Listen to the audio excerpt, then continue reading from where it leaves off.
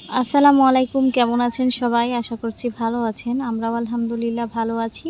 তো আজকে আরও একটি ভিডিও নিয়ে আপনাদের সামনে চলে আসলাম। আর এই ভিডিওর শুরুতেই দেখতে পাচ্ছেন এই যে আমাদের বাড়িতে পালা দেশি মুরগি। তো আজকে হচ্ছে শুক্রবার, যার জন্য এই শুক্রবারে হচ্ছে এই মুরগিটা রান্না করবে। তো এই মুরগির সমস্যা কি? এ হচ্ছে পেটে চর্বি জমছে, যার জন্য হচ্ছে ডিম পাড়তেছে না। তো এখানে আম্মু বলল যে আজকে তাহলে এটাকে রান্না করে খেলে হবে।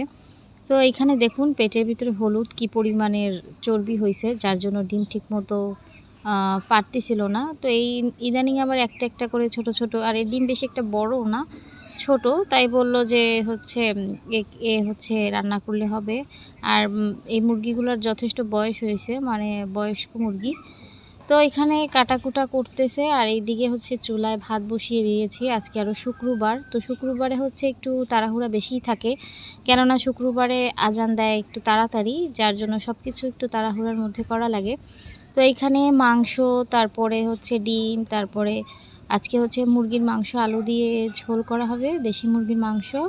আর হচ্ছে মোচা দিয়ে, তারপরে এই যে মসুরির ডাল আর হচ্ছে মোচা, ঝাল পেঁয়াজ দিয়ে খুব ভালোভাবে সিদ্ধ করে রাখছে। এটা হচ্ছে এখন তেলে দিলে হয়ে যাবে মোচার ঘন্ট বলেন বা যাই বলেন।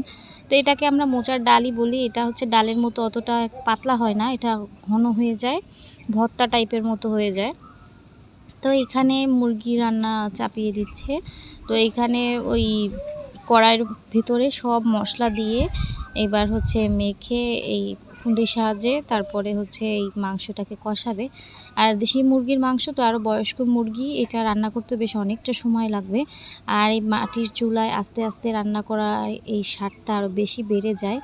তো এবার বেশ অনেকটা পানি দিয়ে কষিয়ে নিচ্ছে, কেননা শক্ত তো এটা হচ্ছে ও অনেকক্ষণ ধরে রান্না করা লাগবে। তো ওই কষানোর পরে পরবর্তীতে আবার পানি দিয়ে তারপরে হচ্ছে রান্না করে নিছে। তো রান্না করা শেষ, এবার হচ্ছে সারা যা যা খাবে সেইগুলো উঠিয়ে নিছি।